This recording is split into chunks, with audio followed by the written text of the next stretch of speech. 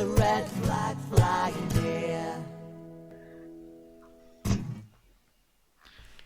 Hello and welcome to Socialist Night Live. We have got a little bit of a crossover going on tonight, so something a little bit different. I'm going to start with Ben, who is here from Pint and Politics. Hi, Ben. Hi. I'm not sure it's quite a brand yet, but yeah, I do Pint and Politics on a Sunday night. I've been doing it since December. Really enjoying it, actually. That's really good. Just to let you know, people who are fans of Pint and Politics who are here tonight, this show you can chat live with us. So any comments that you put on will appear on screen in a few minutes' time if you start chatting away. And we've already got some comments coming in. So the comments will appear on screen and we'll try to answer them sort of in real time. We'll try and do our best. Sometimes we get a bit carried away. Also, we have another really special guest tonight. We've got Alison Carpenter. Hi, Alison. Hi, Paul. How are you? I'm Alison. I'm Secretary of Windsor Labour Party, also part of the team that runs Save Our Socialists as well. So thanks for having me. Yeah, and also a little secret weapon that socialist think tanks got up our sleeves when we get ourselves properly organised, but that's going to be fun when we do. So and also we've got Laura. Hello, I don't need to do an introduction. I'm sure by now everybody knows who I am. Unless you want me to do one, Paul, you look busy. Yeah, just something fell. It's fine. Just do some DIY. Why not? All we've done is DIY today. It's been intense. I'm so tired. Yeah, it's incredibly tiring. See, comments. So, just to explain to the people who are on the panel, you don't get to see what I see, so I can see exactly what's going on at the moment, and sadly you can't, but you do get to see the comments, so that's nice. I'm Paul, and I've had my COVID jab today, my second one, so let's see if I get some sort of side effects midway through the show. That'll be interesting. And some of us have just been watching, I'm not sure who saw it, but we've just had Lisa Collins on the show for our Origin series. I don't know if you all got to see any of that, but it was really good. Yeah, I watched it. It was really good. Yeah, really interesting. She was great.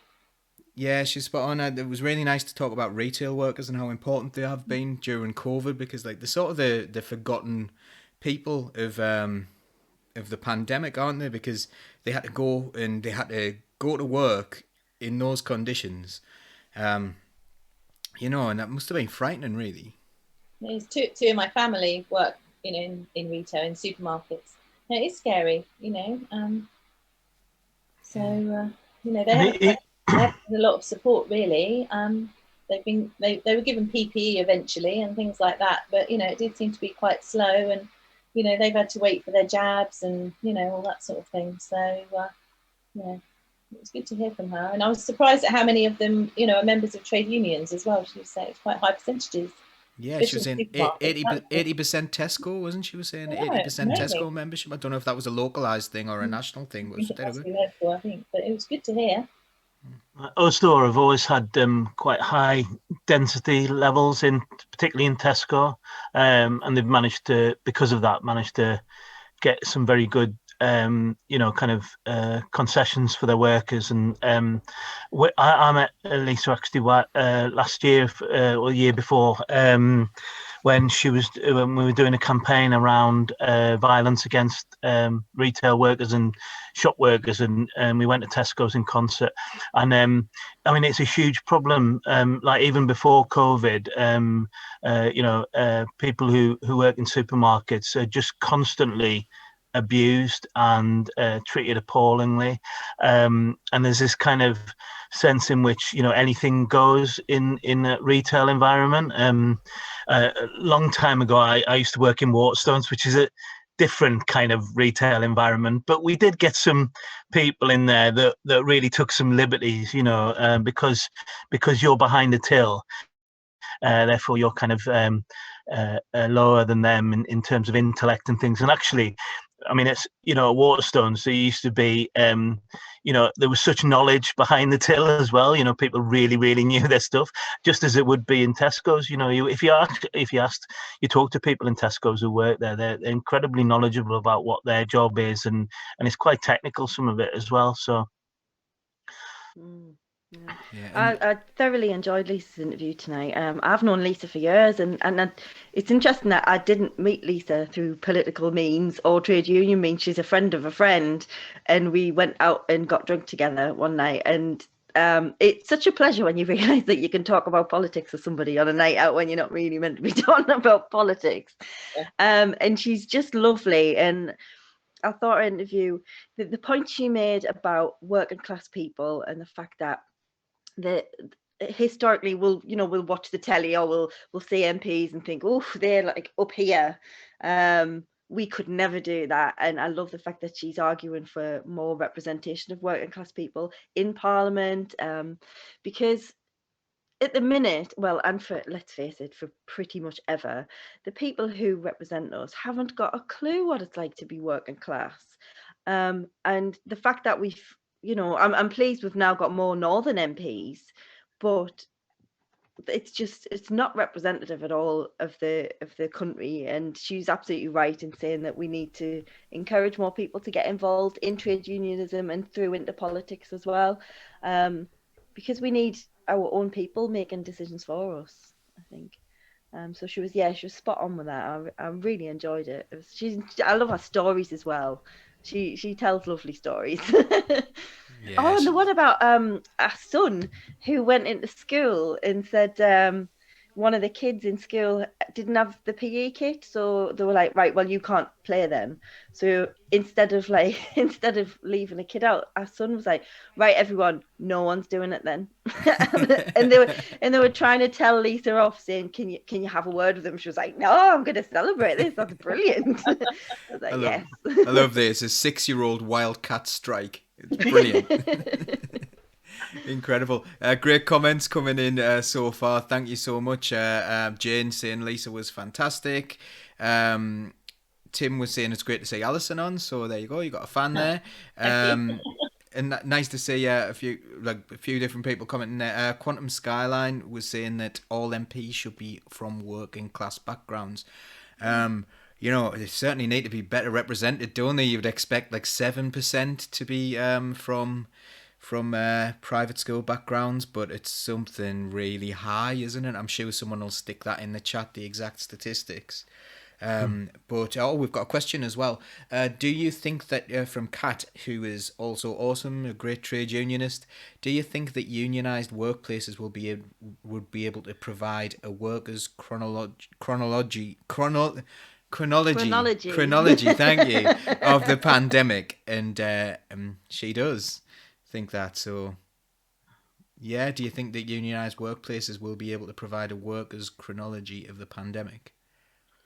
I think what will come out of this pandemic, and it's a really kind of crucial time coming out of it. I mean, obviously people have been kind of hunkering down, trying to get through it and so on, but coming out of it, and I've Mary Foy, who I work for, the MP in Durham, she often says this, going back to some sort of normality is not the point. There's what COVID is exposed is the way that supermarket workers are treated. It is the disparities in health inequalities. It is the lack of respect being shown to public sector workers. It is fire and hire practices within the private sector. So I mean, I think it's really important, as unions are going to be so important coming out of COVID, because they're the ones that can make that argument. And like a chronology of all of those issues. And it's so hard actually to get your head around all of those issues, because they've been so massive, haven't they? Paul, you'd have experienced it within teaching as well. Obviously we had, the kind of forced, the forced return of school children and all of that stuff. And you don't want to lose that. You don't want to lose all of those issues and then how do we address each one? But it's like a massive agenda there, isn't there, coming out of COVID? I think like when we discuss about things going back to normal as well, it's like it wasn't particularly normal before, was it? It wasn't very good. We had this like awful situation where where people were exploiting things, and I think what it's done is it's focused that that knowledge that we already knew anyway, that there's all this like corruption going on in government. Two different unions, but a lot of my colleagues were saying, "Oh, I've never thought of joining a union," and things like that. So I think they're now looking at, "Oh, maybe I need to join a union because I might get made redundant. I might need some help." And I'm trying to sort of spread the word that everyone should join a union, regardless of what you do for your job, because they're there to support you, and it's great to be part of that union. I mean, the support I had was amazing. So just a quick apology there, by the way. That we were having internet problems here, so broadband communism now, please. But yeah, there was a little bit. It was a problem at our end. So if anyone's checking their phones and things or their laptops and going, "Oh, what's happened?" It was at our end. So don't you worry. Back now though. Not enough power in one household, Paul. Yeah, I know. Broadband for all. That's what we need.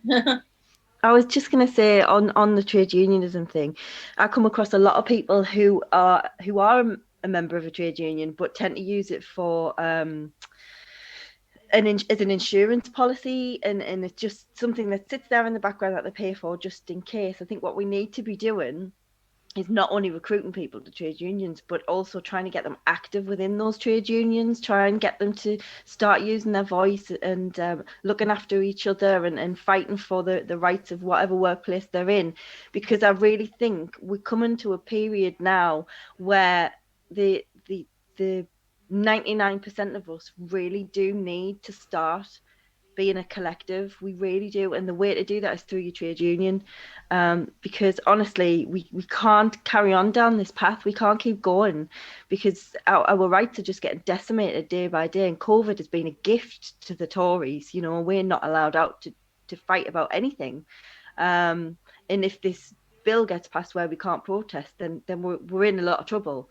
We really are. So I think getting people active and teaching them the issues that we're experiencing at the minute is going to be our fundamental savior. It's the only way forward now, I think.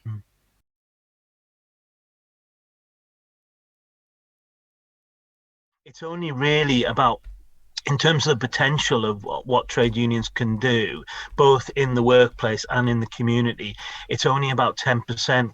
So if you just seeing your trade union as an insurance policy, it's really just chipping, it's just the surface really, and there's a whole different there's a whole different way of viewing the union, which comes across in particularly with some of the smaller unions, the IWGB in London, and who do most of their stuff in London, and they talk about, they've kind of imported some views of trade unions and sort of attitudes towards trade unions from South America and actually the States as well, which is, we are the union. So like the members are the union itself. And then that obviously, like, at a very kind of small micro level, at the workplace level, and also like regionally, nationally, creates a whole different attitude. So people really feel engaged in it and, feel like it's theirs. They have a say over it,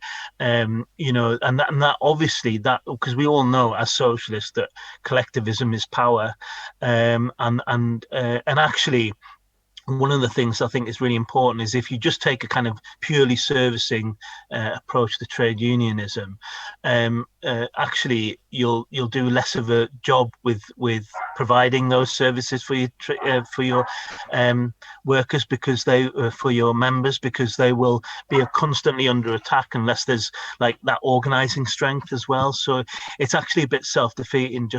And actually I think a lot of unions have clicked onto this in the last few years, but it was, when I was doing that organizing academy work, it was a bit of a struggle. There was definitely an attitude of, oh no, the unions are here just to provide, insurance, representation, and that's it.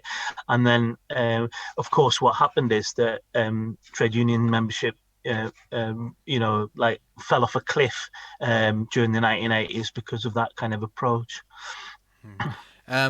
We've had a couple of comments, questions in there, and one of them I'm going to come to first because it's been really nice because we've been talking about socialism, we've been talking about trade unionism, and this is the first mention of the L word, which is the Labour Party, at the moment. Now, I think at the moment we need to be organising outside of the Labour Party because the Labour Party is not really, and this is my personal opinion, at the moment, the Labour Party is not listening to its members. Organising within the Labour Party has fallen on deaf ears.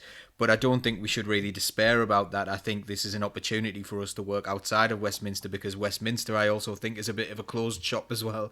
And someone mentioned closed shops in a different context as well. But, Westminster is an establishment system that's trying to stop change from happening.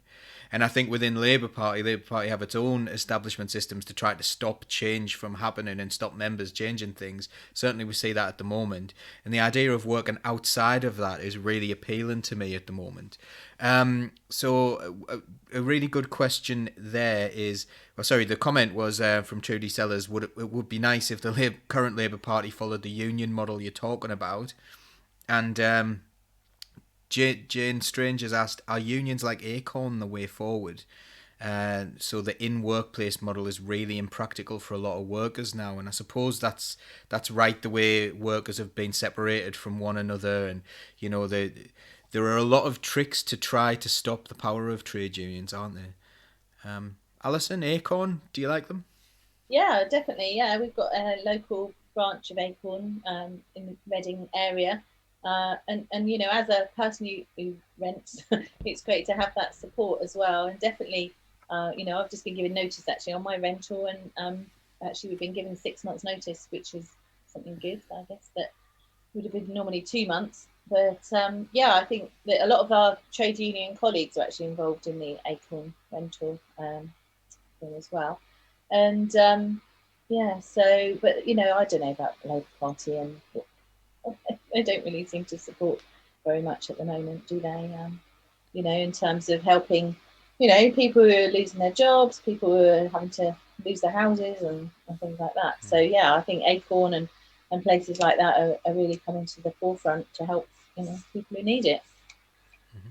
Laura? I mean, people who watch our show know, are pretty clued up on what's been happening in the Labour Party recently, so I'll not go over old ground, but I've found it really liberating to be able to, on our shows that we do and through the Banner Group and other things that we do with community groups, it's been really liberating to be able to have an opinion and not have to worry about the words you use to share that opinion and not worry about having to be kicked out of something. So that's been really lovely for me. And it's given me a bit of hope and a bit more fight, because I was getting to the point where I was like, I'm sick of this, don't want to do this anymore, because it was soul destroying. So I think for the minute, yes, outside of political structures is the way forward. It's the way to build collectivism and solidarity, which is sorely needed if we are going to change anything. And eventually, yes, that will filter into changing the Westminster bubble, which absolutely needs to be done, because that's where the power lies, and we need to tackle that power. But before that, we need to empower ourselves and engage with each other. So community groups, local. I mean, you can make such a difference locally by joining a local community group who just want to help other people, whether that be like a knitting circle or a book club, something that just gives people an outlet, that brings people together. Start there and go on from there. That's what I would say. Yeah. I'm going to be careful on Ben for this one, because Ben is in a slightly awkward position on this one. Can't be as candid as we are, but it's really interesting as well to see. By the way, I noticed Quantum Skyline as well talking about being from Scotland. Actually, Scotland's one of the things Socialist Think Tank haven't really done, so we'll probably we've got a few connections in Wales, I think, and we've done Ireland, and we've done the Isle of Man. We did England the other day. We actually did some English socialism the other day to try to reclaim the idea of England isn't just a place for angry people, there's a big socialist history there. So get in touch with that on that front, and we'll see what we can do something for Scotland as well, because I'd really like to do that, because I think Scotland is such a hotbed of proper socialism, and the fact that the Labour Party allowed that connection to go and just took those votes for granted for years, I find that absolutely appalling. Em's the socialist as well remind me of something here. I've seen Em's going out on all sorts of different campaign and going for it's standing for council at the moment, and it's great to see so many actual socialists standing within the Labour Party as well. So let's not trash the Labour Party too much, because there are some really, really great people in there. So that's it. Ben? Yeah, so I mean, I thought you were going to say go easy on me because it's my mum asking the question, but my mum doesn't hold back on me, and that's probably partly why I am like I am. So I've got to thank her for this question. So yeah, starting on the Labour Party. So the organising model, I do think that is relevant to the Labour Party, and I do think that it's probably the reason why I would stay in. I totally understand, why people are frustrated. I understand why people are leaving as well. And I think it's an absolute indictment, what Laura said there, about people being afraid to have an opinion. And I think that that's the thing that really, really is damaging, when people feel not comfortable in their own party. And I know that that's... that's a feeling for a lot of people. What I would say, though, in defense of the idea of staying in, is that it's a bit like what I said about the trade union, because not all trade unions are grassroots,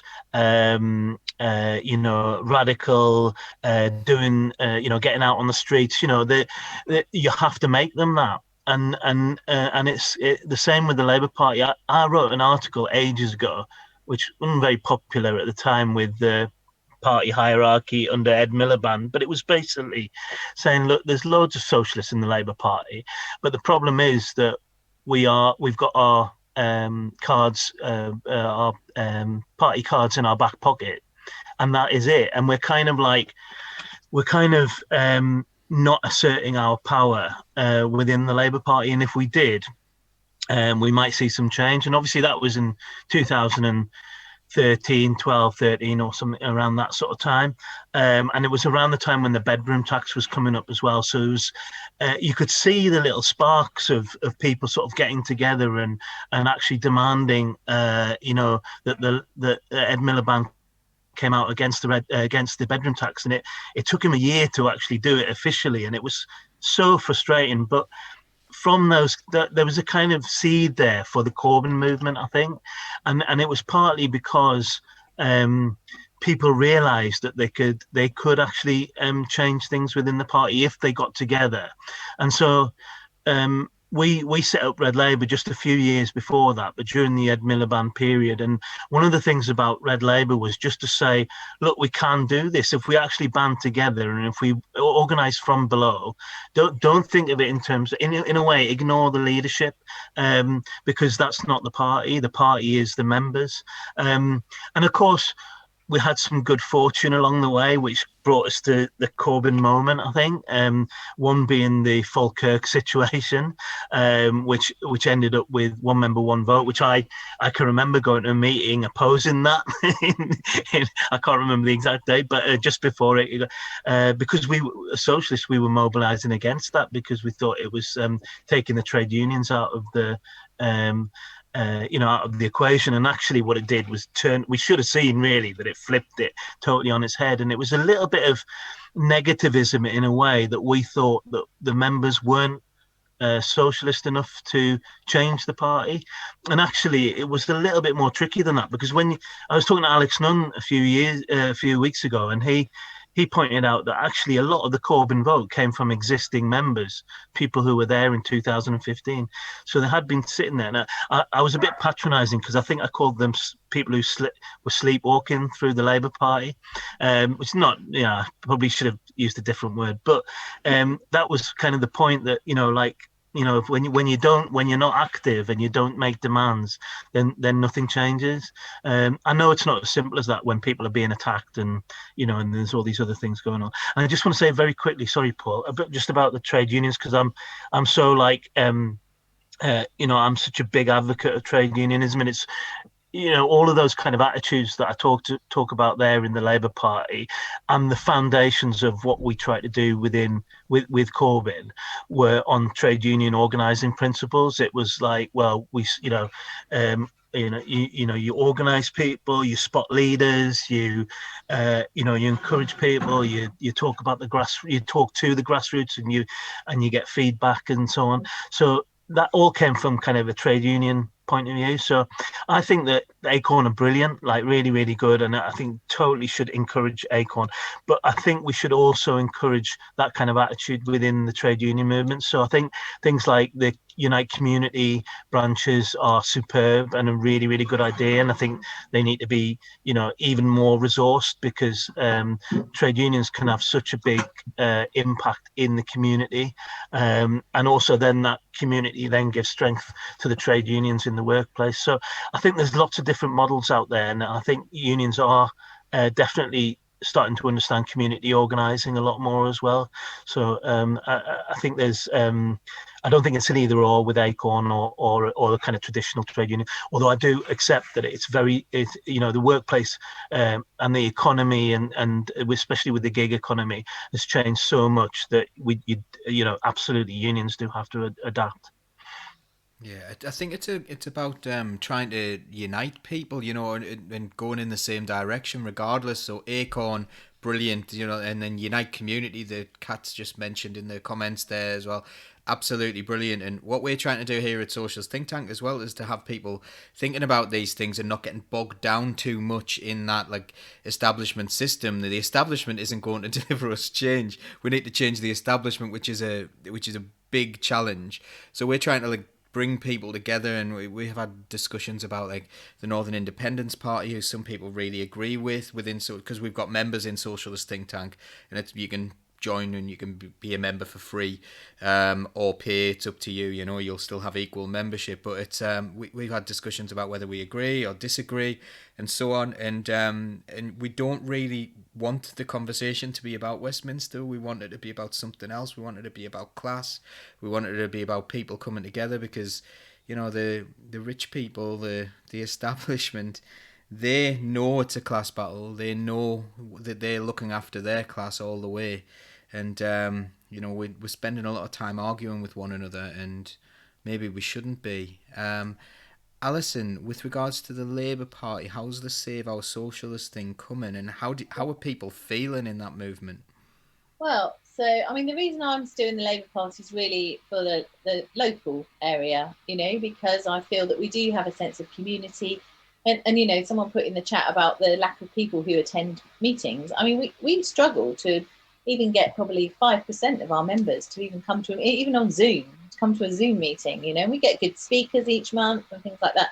So it's really frustrating that, you know, we go to a lot of work and a lot of people just don't bother. And then, you know, even when we have an election, and, you know, you probably get 10% of the members out and things like that. So I do wonder why, you know, some people even bother being a member, because they, you know, we don't ever meet them, they don't get involved. So I'd say, you know, if you are a Labour member, just get involved in your local community, whatever that might be. You know, be a council candidate, get involved in parish councils and things like that, because that's why I'm, you know, still in the Labour Party right now. But yeah, with Save Our Socialists, we've got a few people who were suspended have now been reinstated. So, you know, that's quite good. I've got a few numbers. Out of the 27 chairs, 14 have been reinstated. 6 out of 19 secretaries, and 7 out of 18 of the other officers. So, it's, you know, it's moving in the right direction. Obviously, you know, Jeremy Corbyn still hasn't had his whip restored. So, you know, we're obviously working on fighting for that, and to get all the other officers reinstated as well. So, you know, I think we are sort of talking that hopefully we're at the end, you know, towards the end of our campaign.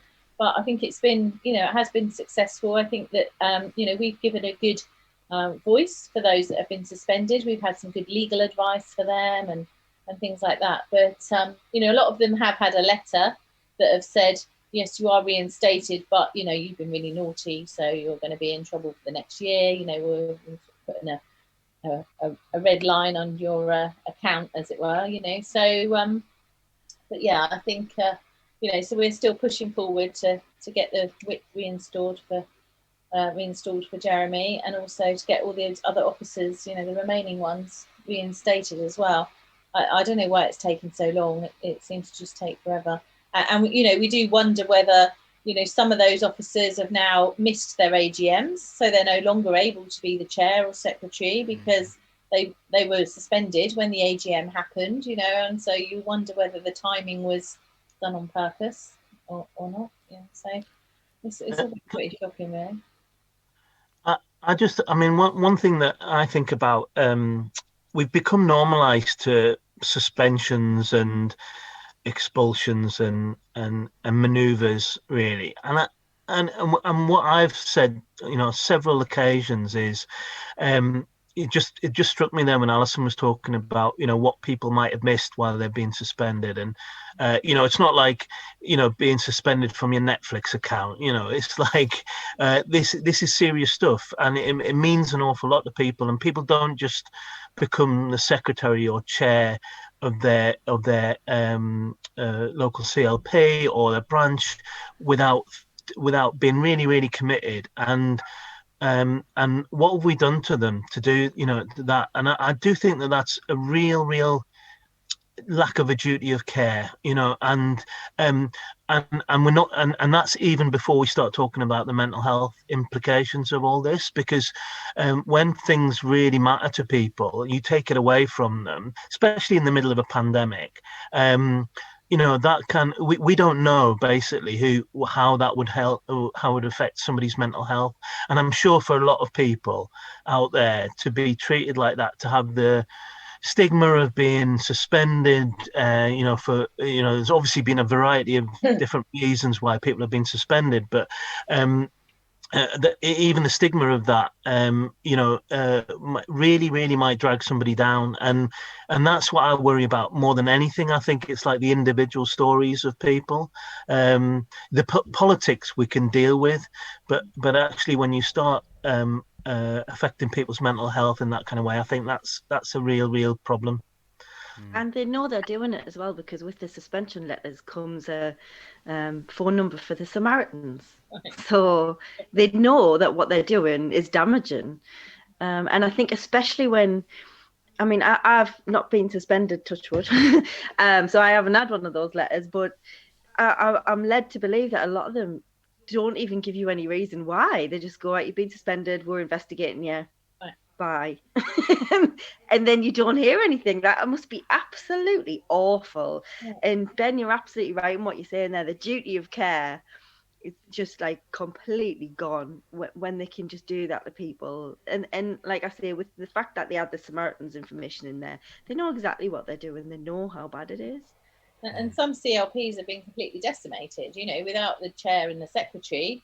You know, other people have tried to fill in, you know, they don't know the systems, and, you know, obviously the secretaries had their, you know, all their rights revoked, so, you know, they can't really help. And, you know, so some have just been completely decimated, and some have elections, you know, coming up in a couple of weeks, and, you know, so it's seriously hampered them as well. It's just shocking. I don't really understand. I don't understand it, you know. It's weird as well. Where's the line? So I've often thought, and I was definitely taken in by the stay and fight thing.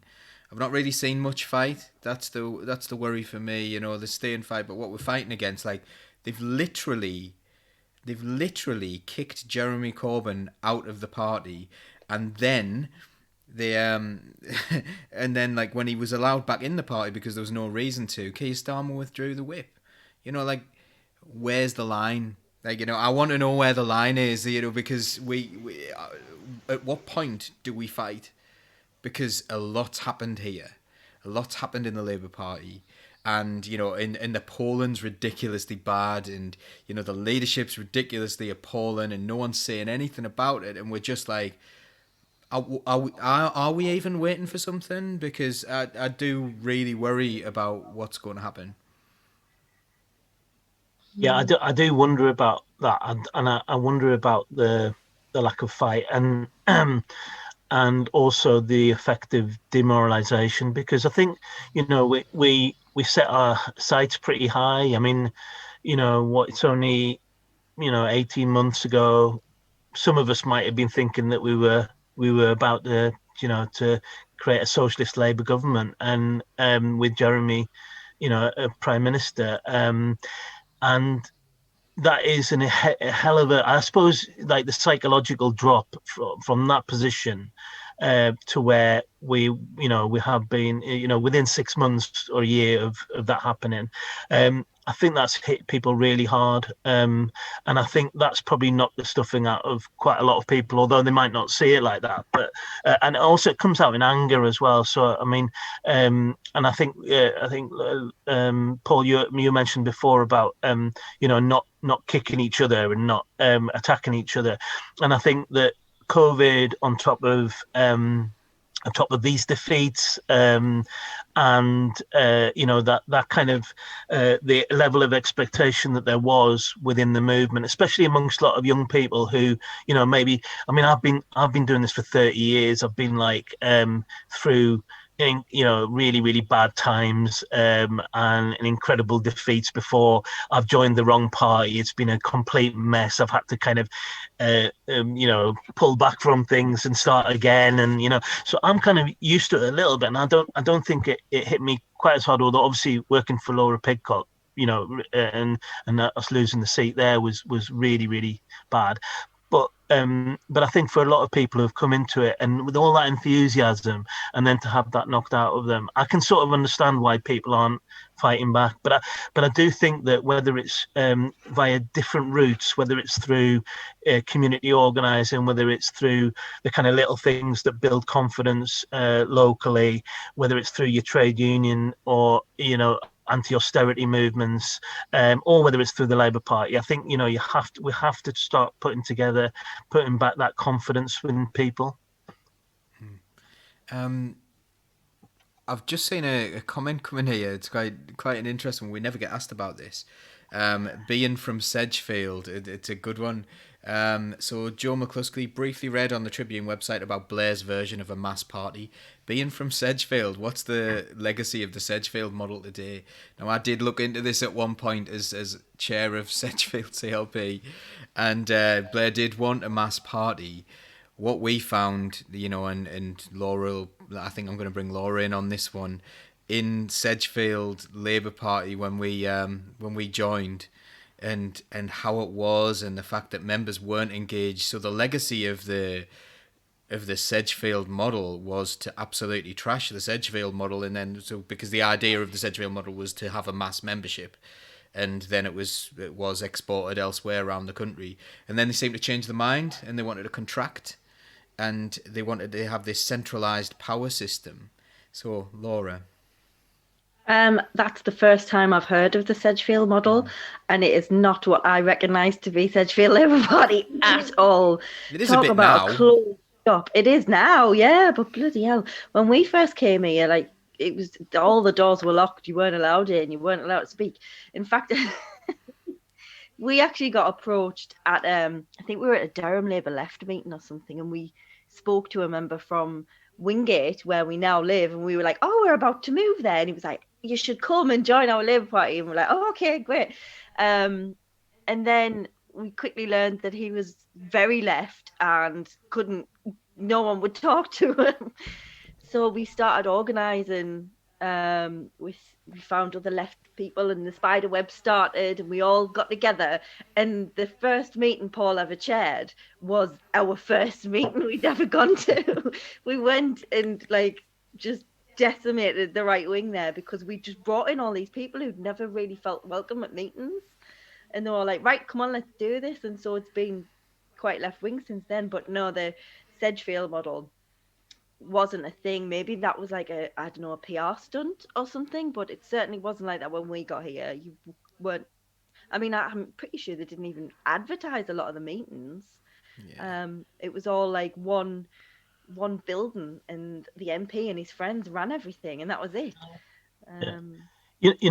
Tony Benn described New Labour as the smallest party in British history, and I think that's absolutely right, because it was literally, the 5 or 10 people around Tony Blair, and I think that is, unfortunately, that is an aspect of a model within the Labour Party, and because of the success of the electoral success of Blair, people think that it's because of that, and they think that we can't have a mass party, we can't have a democratic party, because that would ruin, our electoral chances. And I think that's really, really short-sighted when you think about, all the great things that have happened over the last 5 years. So even if you're not an advocate of Jeremy Corbyn's socialism, which actually I think probably quite a small number of the Labour Party would actually oppose the policies, but put that aside, if you're not a supporter of Jeremy Corbyn, you can at least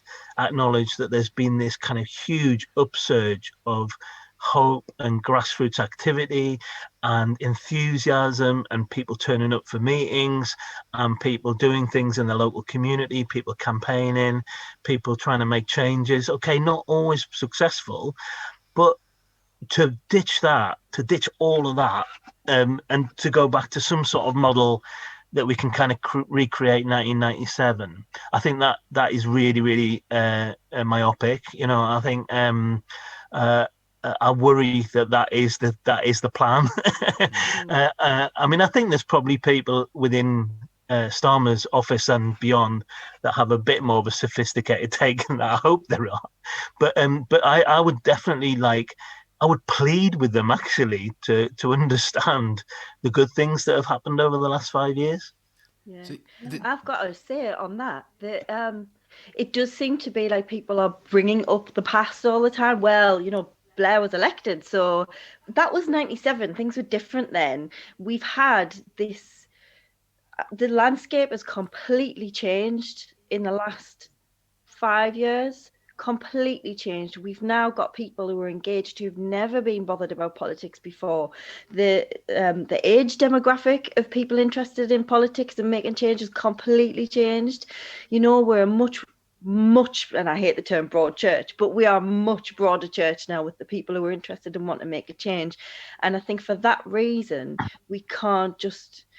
The Labour Party have thrown away the Jeremy Corbyn years, the leadership, but we can't. That whole movement needs to have been for something, and if we can just find a way to re-engage those people who were just so enthusiastic, and you saw them out in their thousands on the streets, we need to move on. I mean, I'm always going to bring up Maggie Thatcher. I can't let that past go on what not to do, but we need to stop looking at the battles we've won along the way and start looking about the lessons we've learned along the way. And the whole Jeremy Corbyn movement, that whole thing, the policies was brilliant.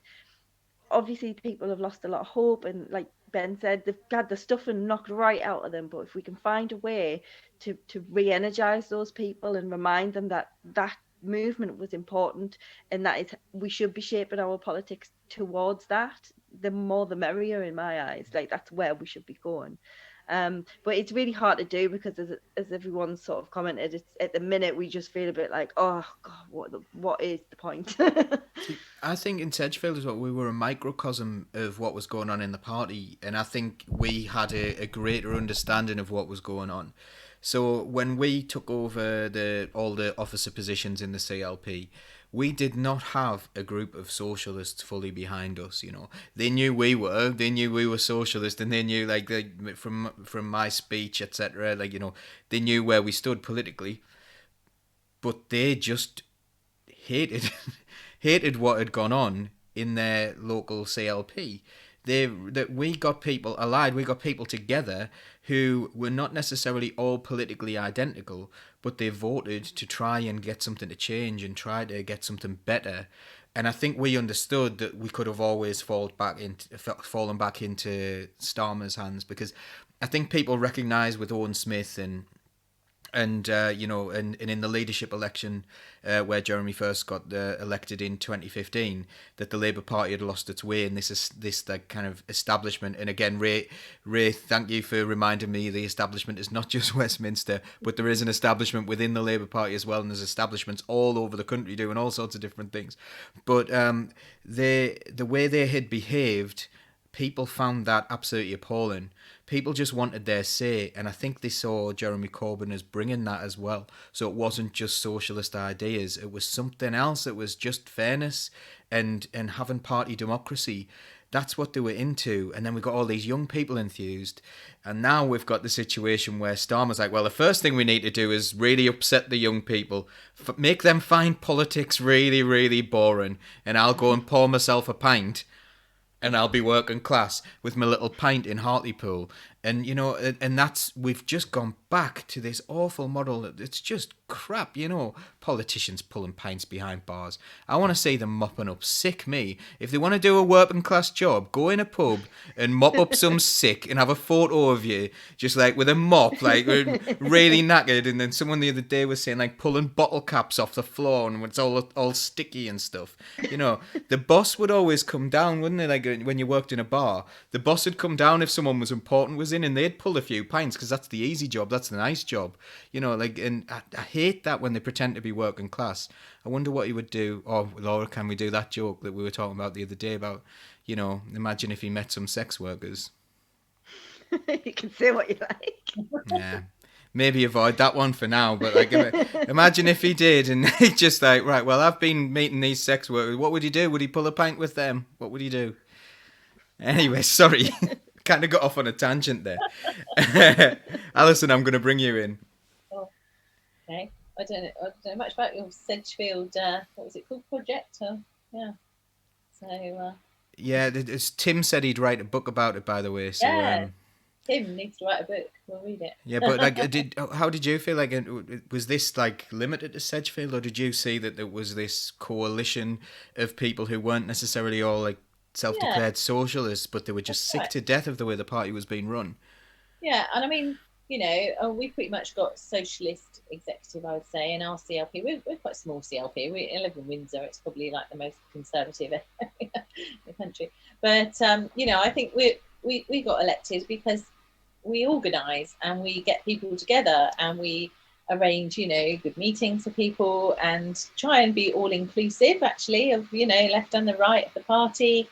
And I think we've stayed fairly steady with our number of members, and we've lost some really good socialists. It's really sad that some of them have just decided to go.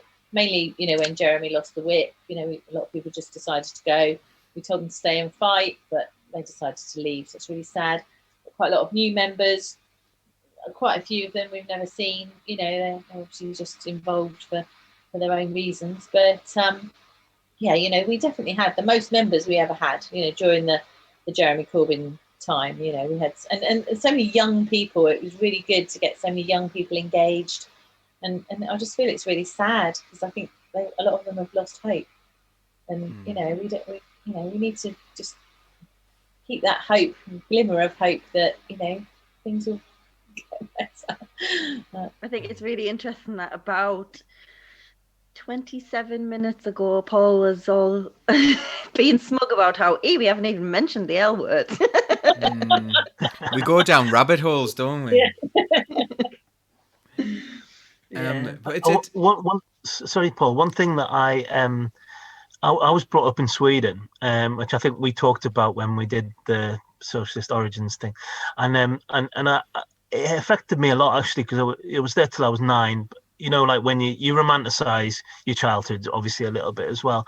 But I was there during the 70s. So a lot of the things that I've learned, and obviously I went back and kept thinking about, my childhood in Sweden. So I basically saw like a left-wing social democratic model, not socialism really. I mean, it was social democracy. And obviously people who maybe have lived in Germany and Denmark and Finland and, and a lot of kind of Northern European countries would would feel the same way, that they've seen a kind of positive side of kind of a left or left centre social democracy and what that's done for our society. You know, and you talked about fairness before, and there is that kind of like thread throughout those societies. And what I don't understand is when we go back to that kind of like flag waving, you know, pulling a pint behind the bar, being a British bloke and all that sort of stuff. Why do they waste their time on all of that when actually what people really want is a decent job? When I was brought up in Sweden, there was a gym that you just walked into basically, and it was for the community, a very small community that we lived in, and that gym was there for that community. And you had classes there, you had a swimming pool, you had a sauna. I love the sauna, and you just walked in, and that was, you know, and everybody looked after it. And I know that's kind of like, it does sound a bit romantic and stuff, but actually those sort of things can be achieved by a good social democratic state. So, and a lot of what Jeremy was saying was that kind of politics. And obviously there's a further stage. I'm a socialist, so I would argue to go further and further all the time, you know, to have more equality, to have, you know, more public ownership and all of that sort of stuff. But within the Labour Party, surely those are the two choices. and I don't understand this kind of like going down this route of kind of, it's blue Labour. That's what you call it. I mean, they keep trying to revive blue Labour, and I feel like saying to them, like, blue Labour's gone. It was gone with the immigration mug. Stop it now. But you know, but they do keep going back to that as if that's kind of some sort of magic bullet to getting the British public on side, when actually they should be looking to these social democratic economies that are not perfect at all. I mean, I don't mean that. But what I mean is they're a hell of a lot better than what we've had in this country for the last, 3-4 decades, you know, since Thatcher. And I don't understand why they don't spend more time talking about that. It's interesting you say that, because we just did an interview with Grace Blakely, and the parts I could understand were really interesting. And towards the end, she was talking about how we need to live in a society where the things people need, like actually need just to get through the day, transport, social care, all sorts of things like that, should just be free, because then we get given the opportunity to flourish and given the opportunity to try and do things we want to do, and the whole society is happier and more productive because of it. That to me is absolutely spot on and makes common sense, but we've constantly fed this, well, actually that's not even possible because we couldn't afford it. But we can afford to send people to war all the time and build massive nuclear weapons, and we always find money to kill people. I know that's a popular cliche, but we do. It is possible. The problem is we have, and you know, this is going to send us down another rabbit hole, I'm sure, but we've got a complete elitist media, and they're all these people are the same people who run the media, who run the massive conglomerates, people you will never have heard of, who own all the money. And I'm not talking about rich footballers, I mean billions. They all control what's happening in this country. They all control the narrative that people are allowed to hear. And so people take that on and go, well, that's not possible, you're just being silly. Oh, you're going to bankrupt us. And oh, you know, and it's that we need to tackle. We need to be talking to people and go, no, it is possible. We can do it. There's bloody loads of us. If we do it together, we can. And it's so frustrating. I'll just touch quickly on, I don't know, was it last night or the night before? Me and Paul watched 2 short films that are up for Oscar nominations, and they were like sort of indictments on the world. One of them was about a Palestinian father just trying to go and buy a fridge. It's called The Present, that one. The Present. And the other one was about a black man in New York just trying to go home to feed his dog. And both of them just Oh God, I've never been so angry. And of course, as is always the case when I watch things like this, I was in floods of tears for about half an hour after because I'm just so angry at the world. But these things can be changed. We don't have to just accept them, and we shouldn't just accept them. But we're far too busy othering these people and looking after ourselves and being told this, that, and the other. It's all interlinked. Everything is because we're being controlled by the elite, and it's really annoying. We need to change it. Yeah, the other one was Two Distant Strangers. Yeah. You should So- watch them. Everyone watch and go and watch them. They're both on Netflix. They're really upsetting, but they're really, really powerful and really well shot and really well acted and just unbelievable. And both of them should win an Oscar. So yeah. Yeah, most people have Netflix now, don't they? So definitely recommend those two. Have either of you seen that, Ben or Alison? No, I haven't. No, I'll look them up.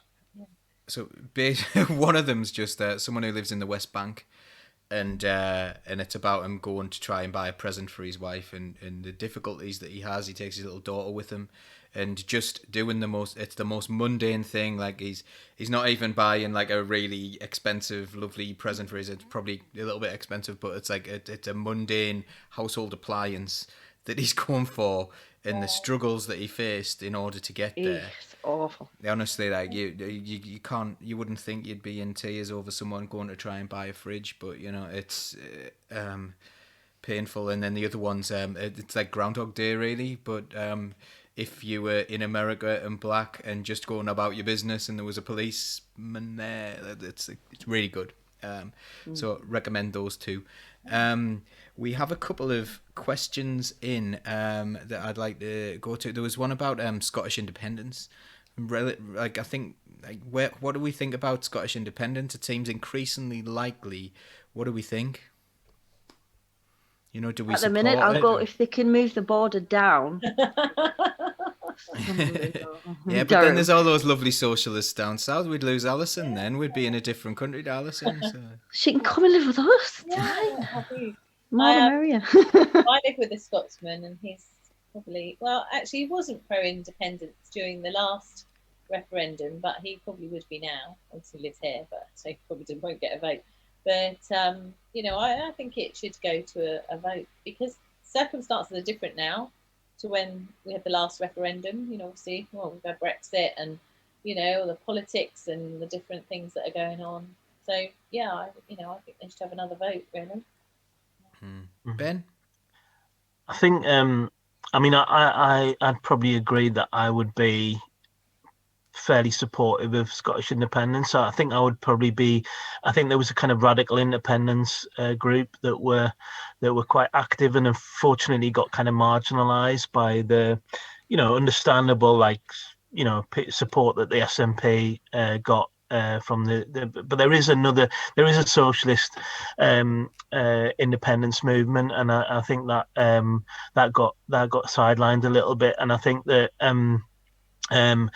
I think in a way like the whole Better Together stuff was just a disaster. You know, busing people up to march through Glasgow, wasn't it? And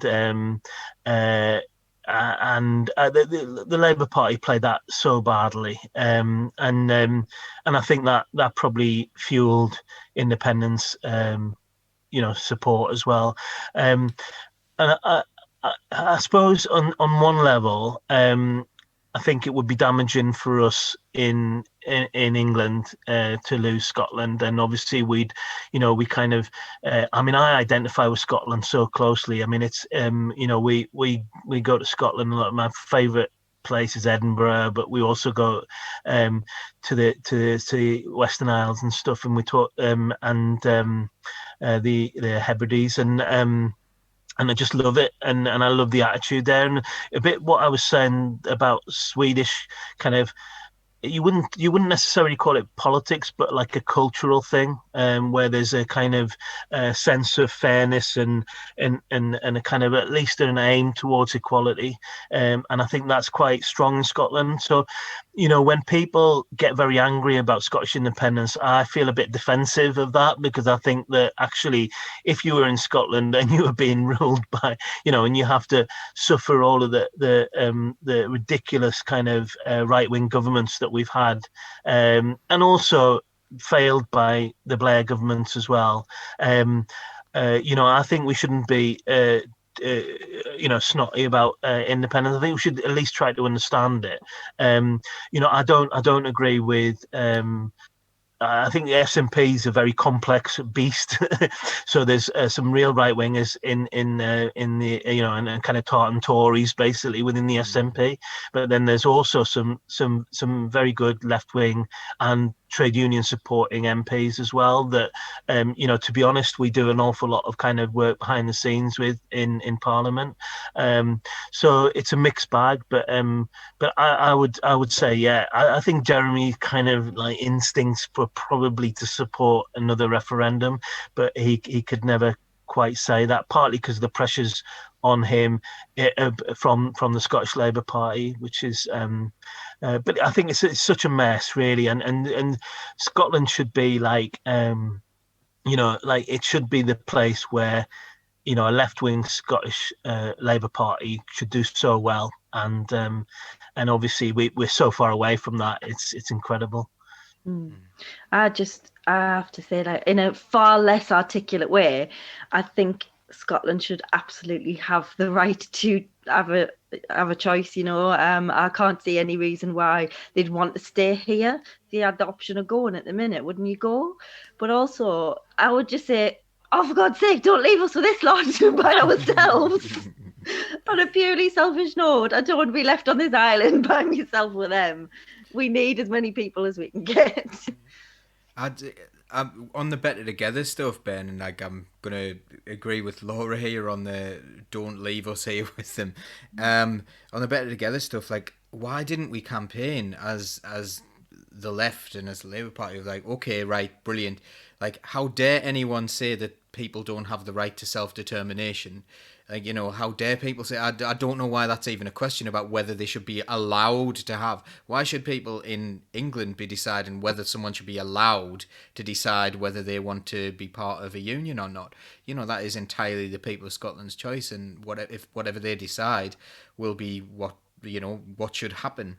However, I would have just gone down the road of, look, Scotland, we love you, we want you to be part of us, and instead it was like you'd be so much financially worse off if you were, and it was terrible, and like practically holding hands with the Tories, and what a terrible campaign that was, the Better Together campaign, and really the final nail of the coffin for Labour in Scotland. And why would anyone in Scotland? That's where everyone says that Red Tory appeared during the Corbyn years. It didn't. It appeared during that referendum where they kept on calling the Labour Party Red Tories, because that's what they were going. And whenever I go to Scotland, if I go and see Celtic play or something, people are interested in the Labour Party there. They're interested in left-wing politics. They're interested in socialism, and they'll talk to you about those things, and they believe in those things, and why aren't we appealing to people who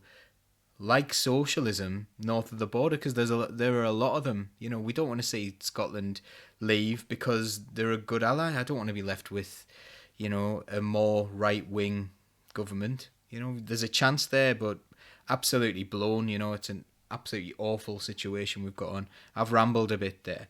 The only doubt that I would, in my mind, about some of that would be that there is this kind of I suppose you'd call it a more kind of Marxist argument that of unity amongst the working class across borders, and I know a lot of socialists that I completely respect and not part of the kind of Better Together, which is quite a kind of centrist campaign really, but they didn't support that, but they do oppose the idea of a kind of nations splitting off, and the kind of increasing division amongst the working class. So that's been the argument around the Northern Independence Party as well, which I definitely kind of understand that argument, that if you keep dividing people into nations, regions, where it's towns, and obviously that does happen, and it's not always, so I believe in kind of national independence, and there's been some throughout history, there's really, really important national independence struggles, that have freed freed people all over the world. And then there's the other side to it, which is that there is a kind of ugly side to nationalism and even to some aspects of regionalism as well. Even though I'm very proud to be part of the Northeast, I do get it when people say, yeah, but you're trying to set the Northeast against London, for instance, and there's huge poverty in London, which there is. There's huge disparity, and some of the worst poverty, actually, in Jeremy's constituency in Islington, some of the worst poverty in the country, and the biggest kind of levels of inequality as well. And so we've got to be careful about the way we talk about it, but but I don't think that kind of fundamentally changes the idea that people have the right to their independence and at least the right to have a say on it. Right, so I'm going to move the conversation on a little bit. We did get asked before the show if we had any thoughts about football. Now, I'm sure Ben. I've seen Ben comment on this one. Alison, I'm going to go to you first. Have you any thoughts about like the way people have, maybe just even the way people have been reacting lately about the new Super League and the elitism and the anger that they've got towards the idea of this Super Elite League? Yeah, absolutely. I mean, I think it was great that people did, protest and stood up for their clubs, and I mean, it was disgusting, really, that they was just so greedy that they didn't think twice. They just signed up without asking the fans or thinking about the consequences. So it was great to see so many people protesting and actually that it got overturned really quickly. It's just disappointing, I suppose, that they were sort of so greedy that they did that in the first place. But yeah. I mean, I'm quite a big football fan, but I do support Southampton, so that might be an oxymoron. Well, Ben will be laughing at me for supporting Sunderland anyway, so that's. I want to hear all of your stories, Paul. Oh God! Did you want to taste my tears? Catch your tears. I'll have a drink of them later. Laura, did you have any thoughts on this? Because I know we've barely discussed this one. So. No, we haven't discussed it at all. I think. Well, I mean, for me, football hasn't been a working class game for a long time. It's far too expensive. It's not what it once was or should have been, in my opinion. But I'm actually quite pleased that this happened because I think it's sort of opened some people's eyes. You'll have seen all the memes. I posted one of like people totally ignoring politicians being elitist, but then as soon as footballers do, it's like, what?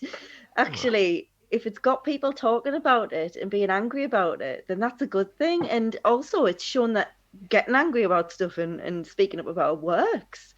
So in that respect, I'm pleased it's happened. I think it's disgusting that they wanted to go down that road. I completely agree with Alison that it's all money and greed. But I think, 45 quid for a ticket to go and see a football match anyway is just pathetic. It's, don't bring back the terraces, they're dangerous, but at least those times people could afford to go, So yeah, that's my thoughts. Also, like, I'm over football now. I used to really, really support it, but it just got depressing. So now, like, nah, it puts me to sleep. So you mean Sunderland there? You're talking about Sunderland, not just football. I mean football in general. The noise of football on the telly reminds me of a Sunday afternoon when I used to go to my nana's and have a Sunday dinner and my dad would watch the football and I'd curl up. It reminds me of that now, so just go sleep. Ben, you haven't had it all easy being a Newcastle supporter, have you? It's I think if you look and I'm going to take no joy in this whatsoever. I say laughing. I know what you're going to say. No, but like you've had for years and years, you've had Mike Ashley. And like every awful thing that could possibly happen in Capital is like he renamed your stadium and things like that, and he tried to take away the identity of the club, and it's been run like a kind of section of Sports Direct for a little while, and on top of that, you've now got Steve Bruce in charge. Like, come on. Like, how much can you suffer? We might have dropped down a couple of leagues, but I'd rather that than have Steve Bruce back. But, Steve. So I'm sure you've got pretty strong opinions on this one. Well, yeah, on Thursday night, was it Thursday night? Yeah, we had a People's Assembly meeting on democracy in football, and it was supposed to be about opposing the ESL, but then obviously in the time that they organised the meeting, it all fell apart. And one of the aspects of that, it was a really good meeting actually. It was really interesting. But we just did not have time to address all of the issues, because it's not really just about the European Super League. Obviously, it's like this has been building and building for decades, ever since the Premier League came about. Really, working class people have just been priced out. And I think what I didn't really get a chance to say in that meeting was that I think that the fundamental thing here is about ticketing and ticketed prices, because you can't have the atmosphere, you can't have all the things that I loved about football when I was little. And I talked about that Bobby Robson quote, where he says it's not about the directors, it's not about the people, the managers, it's not about even the players, it's about the feeling that you have, the pride in your club. And he describes that first moment when you walk up the stairs and you go into the ground and you see the turf, and then you just fall in love.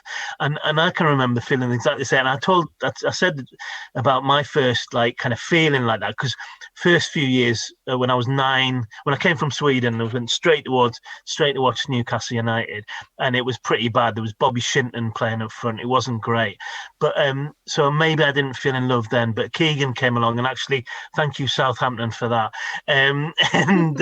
But Keegan came along, and he in the first game that I went to, his first game was against QPR, and you had to queue to get in, and it was a really, really hot day. And imagine Keegan's debut. You could still get a ticket if you queued up, but you had to queue for about 3 hours to get in. So I got there at lunchtime in the sweltering heat, and eventually I got in. And I wasn't with my dad actually. I just went by myself, with some friends, and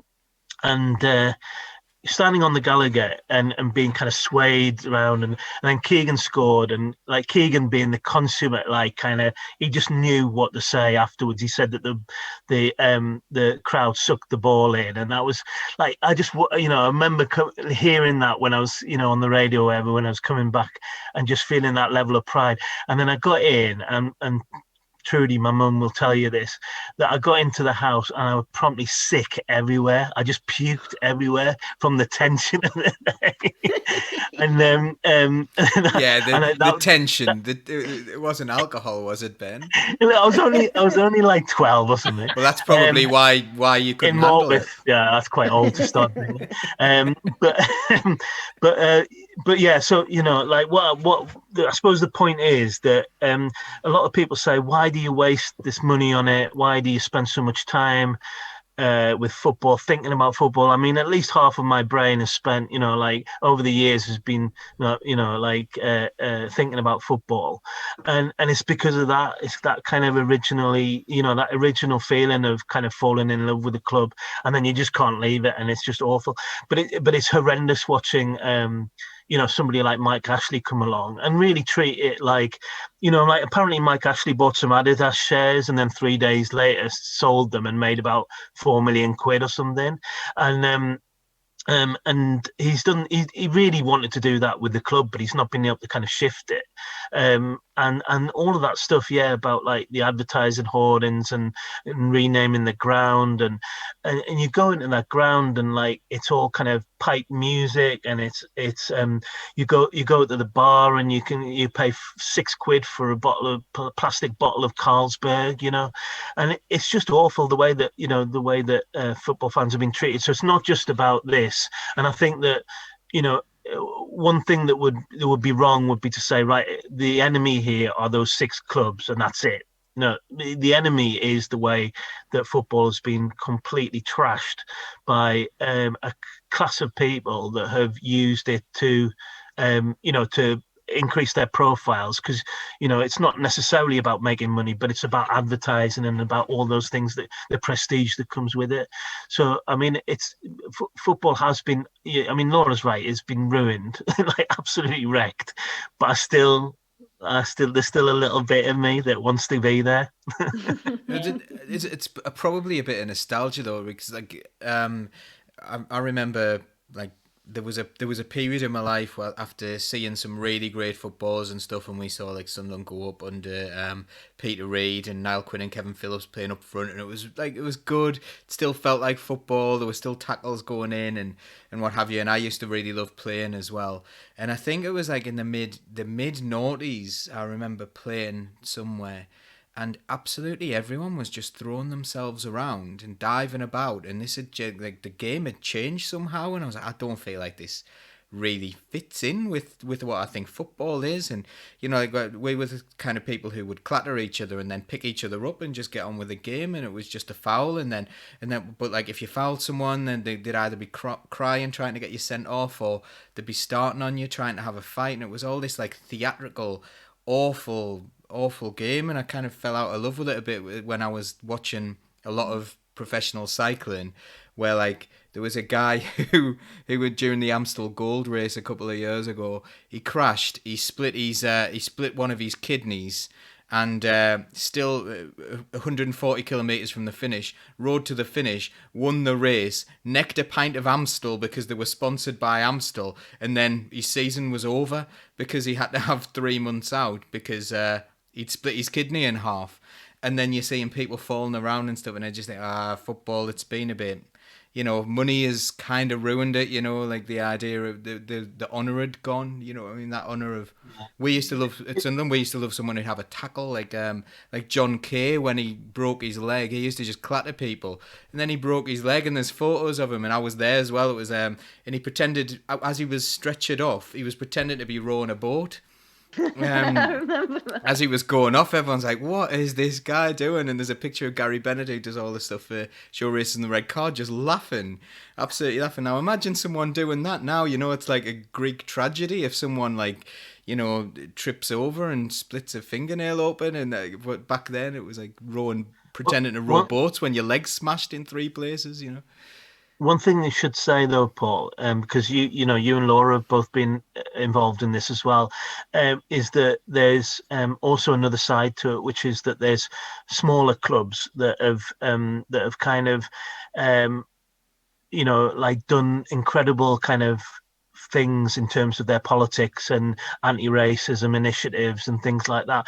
So you've got like, I mean, we've all kind of sponsored match balls for Durham City, for instance, and they've been sponsored by Kick It Out, and also by County Durham Anti-Racist Coalition. So that's brilliant, and we, I think everybody, and if it hadn't been for the pandemic, I think that would have really taken off. So hopefully we can revive something like that again. But there's also radical, clubs that have kind of tapped into radical politics. So there's Clapton FC, there's White Hawk, FC United, and so there is like this other thing that is emerging. And for about I did actually boycott Newcastle for a long time, when Mike Ashley took over. And I did sort of look around, the non-league scene, and went to watch a lot of Durham City games and things like that. And I really did enjoy that. And it is at that level, there's some really good things going on. So maybe there might be some, a kind of silver lining to all this, that people discover local football, and maybe one or two of those clubs can.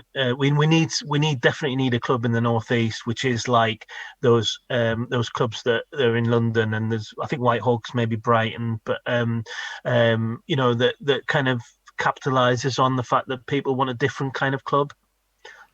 It's the St. Pauli of the North, maybe we need. I don't know whether that's what Leanne's talking about as well. By the way, St. Pauli is the club logo is on the watch list for terrorism for there's a thing that went around schools to say what the terrorist symbols are, and the left wing equivalent of a swastika was the St. Pauli FC logo, which is just like, it shows you where our country is at the moment, along with the vegan symbol and Greenpeace. So these false equivalents, and it's unbelievable. They're just a brilliant club. I mean, Pauli are unbelievable. The things that they do. They're supported refugees. They're hugely anti-racist, and they're active about it as well. It's not just like this kind of sticker that they put on their shirts. Their fans do a hell of a lot. So yeah. Yeah, good club. Kat has been mentioning about the dangers at the moment for people. Kat's from the RMT, and the safety issues that people who work on maybe the London Underground or any other form of public transport at the moment, or any form of transport at all, the dangers that these big events are are putting their members at risk of at this current time, during the pandemic. And I suppose that's something, again, another group of workers that have been forgotten during this pandemic. It's interesting to think about that. Yeah, Alison? Oh yeah, definitely. Well, there's quite a lot of different groups of workers, isn't there, that've been forgotten. I mean, they talk a lot about the retail people, all the people that work on the transportation, and also in restaurants and things like that are, a lot of them face abuse, and especially as people go out drinking and things like that. It's pretty terrible. The things they have to put up with, really. So yeah. Oh, David Ray said there Huddersfield Town managed to have a debt collection company as the match sponsors. Also the wow. The filters are on display, by the way. So, like, someone mentioned Arsenal earlier on, and it was star. Yeah, yeah. So that's what that is. If anyone's wondering, it's just we did get a bit of troll abuse, so we had to tighten up our filters a little bit. But you are allowed to say arse if you want. The thing about especially in the first lockdown, how you kept seeing those pictures of the London Underground and being absolutely packed out, and that was horrible, really. But the fundamental reason for that is because a load of people in not just in London, obviously all over the country, but it was particularly bad in London, were felt that they had no choice but to go in, even though they knew it was not safe. So they would, they all be packing on the tubes and, putting themselves at risk. But I suppose like construction sites didn't close down. Lots of kind of, companies that are in the gig economy won't have shut their businesses down for lockdown, and the thing is that is what modern capitalism is, and that is why it's so important.